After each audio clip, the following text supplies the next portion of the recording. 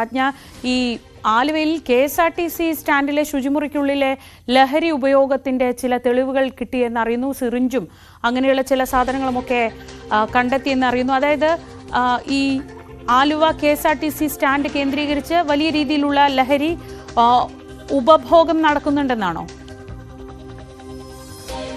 ഇപ്പോൾ നഗരത്തിലാകമാനം ലഹരിയുമായി ബന്ധപ്പെട്ട പരിശോധനകൾ ശക്തമാക്കിയതിനെ തുടർന്നാകും പക്ഷേ ശുചിമുറികളിലേക്ക് ഈ ലഹരി ഉപയോഗത്തിനുള്ള കേന്ദ്രമായി മാറിയതെന്നാണ് പോലീസ് അതിന്റെ അനുമാനം. അങ്ങനെയാണ് ആലുവ KSRTC ബസ് സ്റ്റാൻഡിന്റെ ശുചിമുറിക്കുള്ളിൽ നിന്നാണ് ദൃശ്യങ്ങളിൽ കാണുന്നത് പോലെയുള്ള ലഹരി ഉപയോഗിച്ചതിനു ശേഷം കളഞ്ഞിട്ടുള്ള സിറിഞ്ചും മറ്റ് ആയുധ വസ്തുക്കളും കണ്ടെത്തിയിട്ടുള്ളത്. ഇത് സാധാരണയായി ഇത്തരം ശുചിമുറി ആവശ്യങ്ങൾക്ക് മാത്രമായി ആളുകൾ കയറി പോകുന്നതല്ലാതെ അതിലൊരു റിപ്പയർ സംവിധാനം അല്ലെങ്കിൽ അങ്ങനത്തെ സാഹചര്യങ്ങളിൽ മാത്രമാണ് ജീവനക്കാരോ ഒക്കെ അവിടെ എത്തുക. അപ്പൊ ഇതൊരു ഫ്ലഷ് ടാങ്കിൽ ഒളിപ്പിച്ച നിലയിലായിരുന്നു ഇതെല്ലാം കണ്ടെത്തിയിരുന്നത്. ഒന്നും രണ്ടുമല്ല, നിരവധി ഉപകരണങ്ങൾ കണ്ടെത്തിയിട്ടുണ്ട്. സിറിഞ്ച് ഉൾപ്പെടെയുള്ള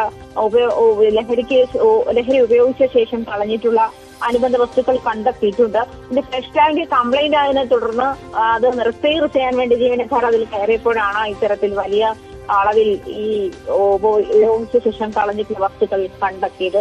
അത് ഈ പോലീസിന്റെ അനുമാനം ഇങ്ങനെയാണ്. ഇപ്പോൾ ജില്ലയിലാകമാനം വലിയ പരിശോധനകൾ നടക്കുന്നുണ്ട്. രാത്രിയും പകലുമെന്നില്ലാതെ വലിയ പരിശോധനകൾ നടക്കുന്നുണ്ട്.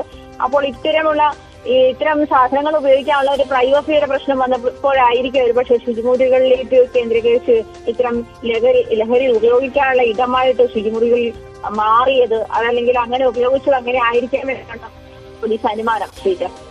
ആജ്ഞ രവീന്ദ്രനാണ് വിവരങ്ങൾ നൽകിയത് കൊച്ചിയിൽ നിന്ന്.